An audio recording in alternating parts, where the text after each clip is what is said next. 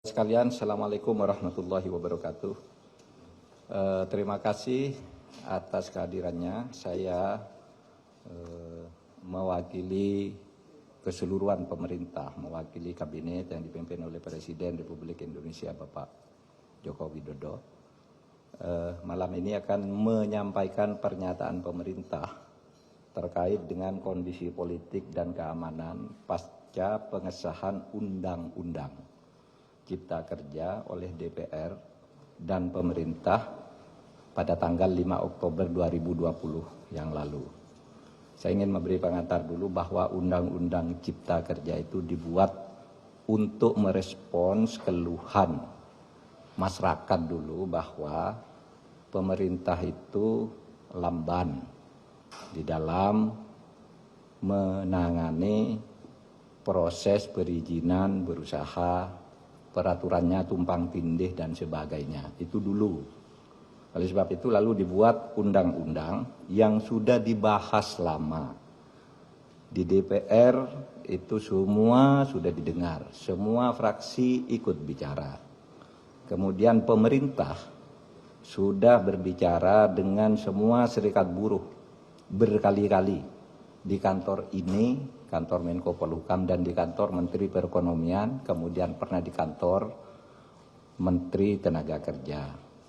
Jadi sudah bicara sebenarnya dan sudah mengakomodasi, meskipun tidak 100% dari hasil diskusi itu ditemukan jalan tengah akomodasi.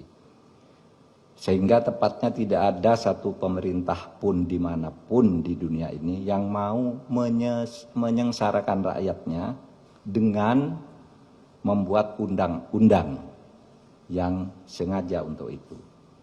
Yang kedua, isinya.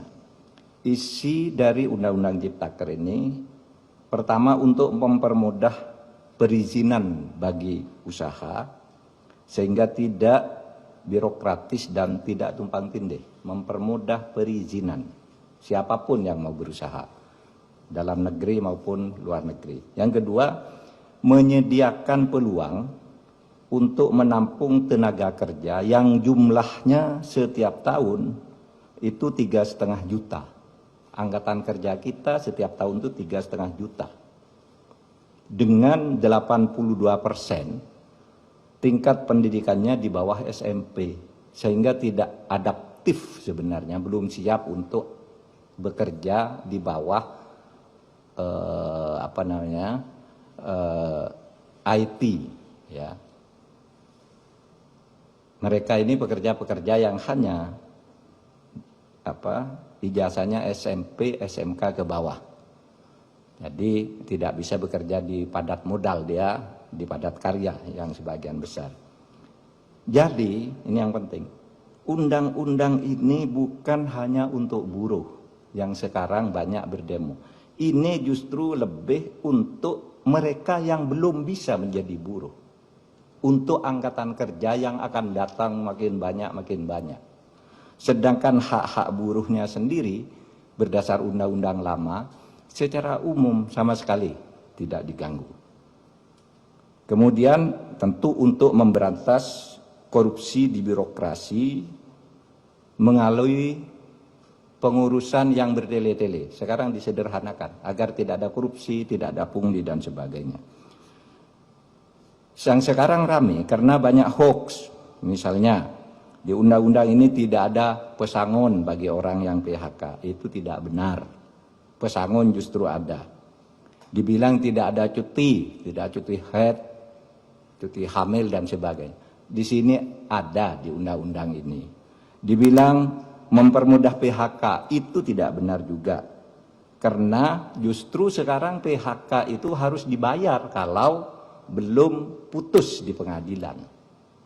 Oleh sebab itu di undang-undang ini ada jaminan kehilangan pekerjaan. Ini dibilang tidak ada, hoax yang banyak.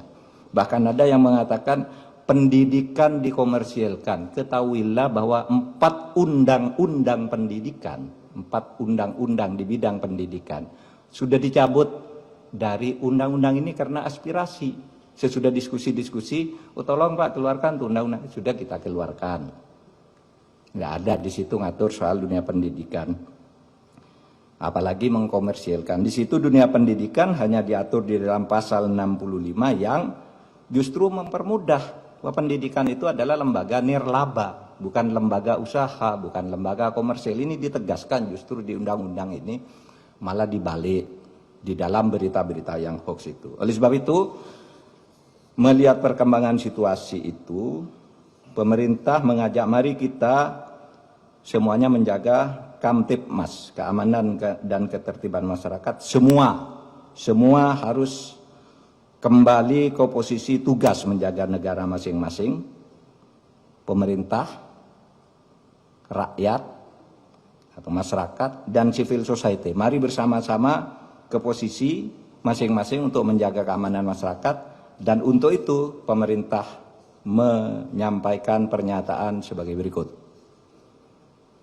Pernyataan pemerintah terkait dengan kondisi politik dan keamanan pasca pengesahan Undang-Undang Cipta Kerja oleh DPR dan pemerintah pada tanggal 5 Oktober 2020 yang lalu.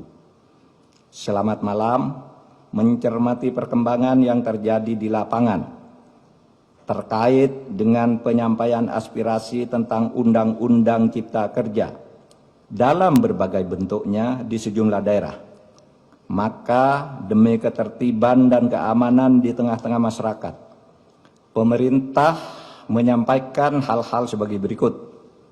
1. Undang-Undang Cipta Kerja dibentuk justru untuk melaksanakan tugas pemerintah dalam membangun kesejahteraan masyarakat melalui penciptaan lapangan kerja yang semakin banyak, perlindungan terhadap buruh, penyederhanaan birokrasi, dan kemudahan berusaha, serta untuk melakukan pemberantasan korupsi dan pungli, dan pencegahan tindak pidana korupsi lainnya.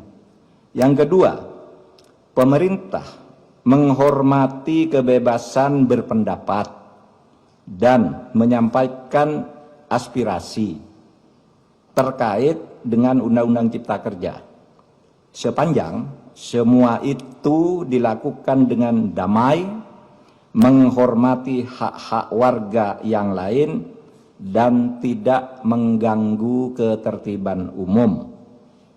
Yang ketiga, pemerintah menyayangkan adanya aksi-aksi anarkis yang dilakukan oleh massa di tempat-tempat tertentu dengan merusak fasilitas umum, membakar, melukai petugas, dan juga menjarah. Tindakan itu jelas merupakan tindakan kriminal yang tidak dapat ditolerir dan harus dihentikan.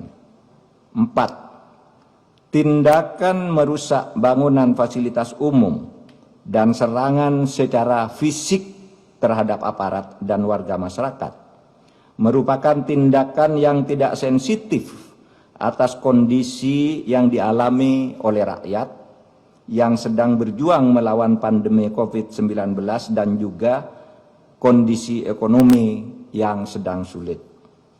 5. Untuk itu, demi ketertiban dan keamanan, maka pemerintah akan bersikap tegas atas aksi-aksi anarkis yang justru bertujuan untuk menciptakan kondisi rusuh dan ketakutan di dalam masyarakat. 6.